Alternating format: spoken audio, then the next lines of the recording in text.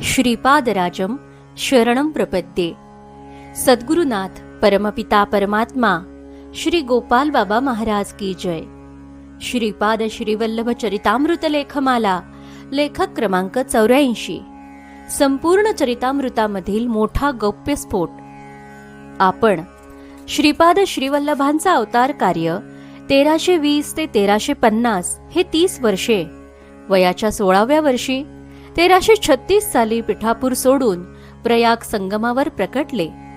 बद्री क्षेत्र, नेपाळ, गोकर्ण, महाबळेश्वर, श्रीशैल्य प्रवास करत 1340च्या सुमारास श्रीपाद कुरोपूर क्षेत्रात कृष्णा काठावर प्रगटले असे नेहमी वाचत ऐकत आलो आहोत। परंतु श्रीपाद श्रीवल्लभ संपूर्ण चरितामृतामध्ये सुरुवातीपासून एक एक संदर्भ असे आहेत की वरील सर्व धारणा गळून पडतात व काळाच्या बंधनापलीकडील कालातीत श्रीपाद श्रीवल्लभ आपल्या समोर उभे राहतात।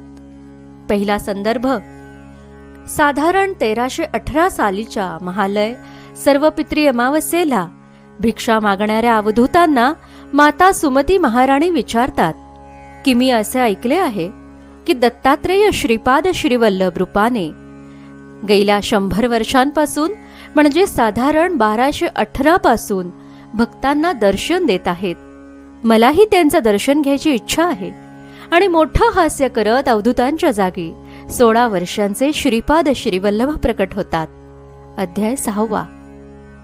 संदर्भ दुसरा तामिळनाडू चिदंबरम क्षेत्रात पळणीस्वामी शंकर भट्टास ध्यानातीत अनुभव सांगताना आजचा 25 मे 1336 शुक्रवार अतिपवित्र दिवस आहे। आज कुरोपूर क्षेत्रात जॉन, श्री वासवी कन्यकांबा, श्री नगरेश्वर स्वामी, विरूपाक्ष यांचा वेदघोषात निरोप घेऊन श्रीपाद प्रयाग संगम स्नान करावयास निघाले व अदृश्य झाले। अध्याय 4 म्हणजे 16व्या वर्षी श्रीपाद एकाच वेळी पिठापूर सोडताना कुरोपुरात देखील हजर होते। संदर्भ तिसरा येथे पळणीस्वामी व शंकर भट्टांसोबत उपस्थित असलेला माधव नंबूद्री देखील ध्यानातील आपले कुरोपूर व पिठापुरातील आपले अनुभव सांगताना 1000 फड्यांच्या शेष नागावर श्रीपाद पहुडलेले आहेत असे सांगतो।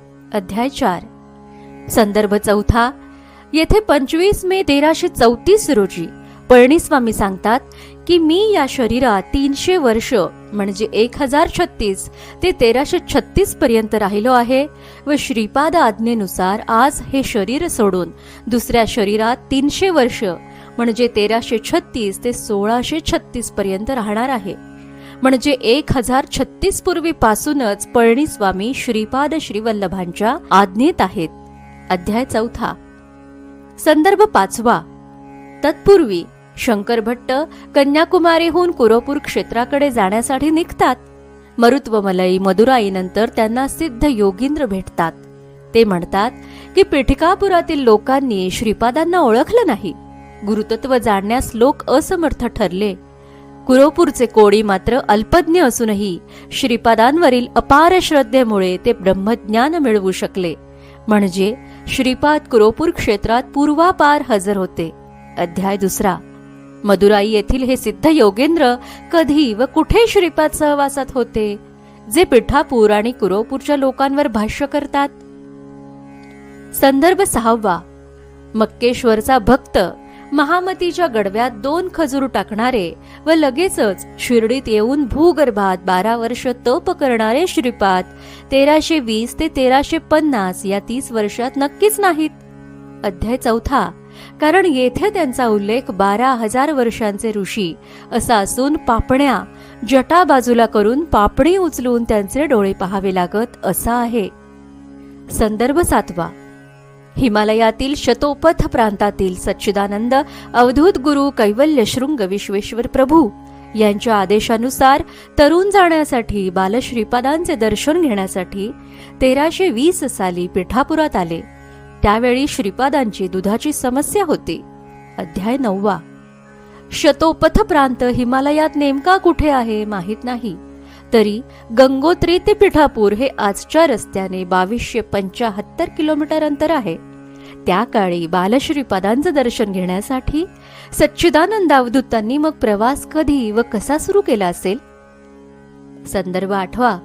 शनी प्रदोष महात्म्य सांगताना श्रीपाद बापनाचार्यांना थेट गोकुळात नंद गोपालापर्यंत मागे नेतात, म्हणजे 5002 वर्ष मागे. कलियुग 5122 वजा कृष्णावतार 120 वर्ष. व येथे श्रीपाद म्हणतात की नंद यशोदेच्या घरात खेळलेलं परब्रह्म आज पिठापुरात तुझ्या घरी आहे. संदर्भ 9. बापनार्य म्हणतात, तू 3 वर्षाचा पोर वयापेक्षा मोठा होऊन बोलतोस, सगळ्यांबद्दल कळायला तू का सर्वज्ञ आहेस? आणि श्रीपाद म्हणतात, माझं वय 3 वर्षांचं आहे असे तुम्ही समजता, माझे वय लाखो वर्षांचे आहे. मी सृष्टीच्या आधी होतो, प्रलयानंतरही राहणार. सृष्टीत कायाकल्प होत असताना पण मी असतो. माझ्याशिवाय सृष्टी स्थिती लय होणे शक्यच नाही. मी साक्षीभूत होऊन हे सर्व बघत असतो. अध्याय 10. आणि संदर्भ 10. श्रीपाद श्रीवल्लभच व्यंकटेश्वर बालाजी. अध्याय 28. संदर्भ 11. कुरवपूर क्षेत्रात भक्त स्त्रीला शनिप्रदोष आणि माझ्यासारखा पुत्र होईल असा आशीर्वाद देऊन श्रीपाद कारंजात अंबिकेपोटी श्री गुरु नरसिंह सरस्वती स्वामी महाराज म्हणून जसं जन्मले, तसेच महालय अमावस्येला सुमती महाराणींना दिलेल्या वचनानुसार श्रीपाद माता सुमती महाराणी पोटी श्रीपाद श्रीवल्लभ म्हणून सगुण साकार रूपात आले. व त्रेतायुगात भारद्वाज महर्षींना दिलेलं भारद्वाज गोत्रात अवतार घेण्याचे वचन देखील पूर्ण झाले. संपूर्ण चरितामृतात एक वाक्य आहे की श्रीपाद जन्मले तरच तिरोधांना, म्हणजे ते अनादी असल्याने त्यांच्या अवतार समाप्तीचा प्रश्न येतो कुठे? श्रीपाद श्रीवल्लभ हे आदी दैवत गेलंच कुठे? वेगवेगळी रूप घेऊन ते आपल्यातच हजर आहे. फक्त पूर्वग्रह दोषाचा अदृश्य जाड भिंगाचा आपल्या डोळ्यांवरील चष्मा बाजूला काढून ठेवणं आपली गरज आहे. हिराचंद गोपालचंद कोठारे. दिगंबरा दिगंबरा श्रीपाद वल्लभ दिगंबरा.